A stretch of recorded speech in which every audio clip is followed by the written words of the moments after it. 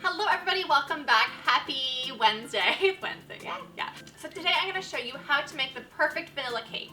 I do a lot of like fun little like spins on recipes on my channel, but I also want to get into some basics and teach you guys like core recipes that you can then like play with and like manipulate in any way that you like. So today we are starting off with a basic vanilla cake. This cake, oh my god, it is so good. Like, okay, I don't want to like toot my own horn.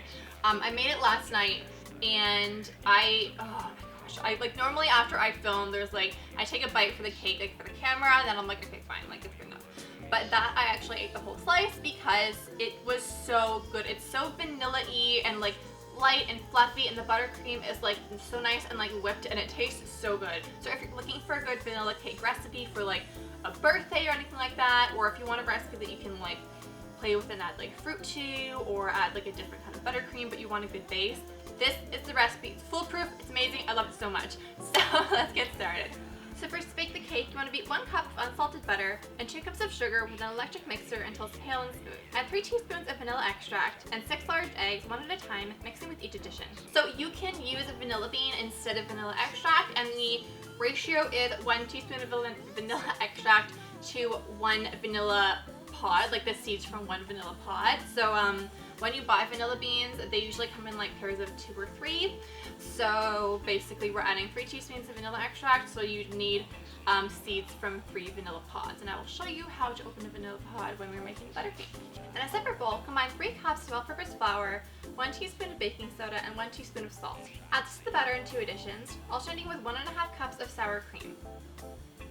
Spoon the batter into 4 greased and floured 6-inch round cake pans.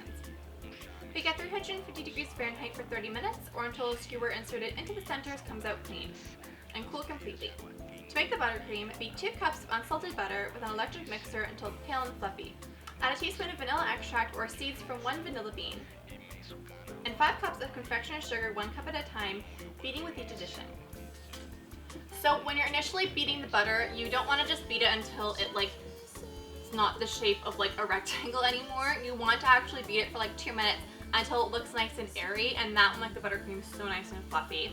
And also after you add the confectioner sugar, once everything is added and it's like fully incorporated, keep mixing for like 2 or 3 minutes until it looks nice and airy. You can kind of see like little light air bubbles in the buttercream. That way it's not going to be super dense, and it's going to be so nice and creamy and light, and when you're eating the cake it's not going to feel like this like disgusting like thick icing that's just like, you know when you eat too much sugar and it's like the back of your throat? It's not going to feel like that. It's going to be so delicious and nice and creamy, so make sure that you like mix and keep mixing. Then to assemble the cake, you want to slice the tops and bottoms off the cakes to smooth the surface and remove any excess browning. Then stack the cakes and spread some buttercream between each layer. Then coat the cake in a thin layer of buttercream, and this is called a crumb coat. This is going to catch any excess cake crumbs that are on the cake, and it's going to prevent the cake crumbs from getting onto the outside layer of the buttercream, so your cake will look nice and pretty. Then chill the cake in the fridge for 20 minutes. Then coat the cake in a thick, generous layer of buttercream, and you want to use a palette knife for this. It makes it so much easier, and you can make little swirling motions to make the frosting look full and fluffy, and you are done! So thank you guys so much for watching. I hope that you like this recipe. If you try this recipe out, or if you tried it and you like play around with it and add your own like flavorings and colors and everything like that, please send me photos on Twitter or Instagram at pankobunny. I would love to see them. And again, if you haven't yet, please hit the subscribe button and ring the notification bell so you're notified when my next videos come out. Tomorrow, I am making a giant chocolate molten lava cake. So if you don't like vanilla, I have a chocolate cake coming for you, and it is amazing. And next week I'm going to show you how to make the perfect chocolate cake. So if chocolate is more your thing and you want to make a chocolate cake for your birthday or anybody else's, hit the subscribe button again to make sure that you don't miss that recipe, because it is so good. Oh my gosh, I'm so excited. Like my jaw makes me so strangely excited. Anyways, I love you guys so much. Thank you so much for watching. You guys are my fam. I love you so much.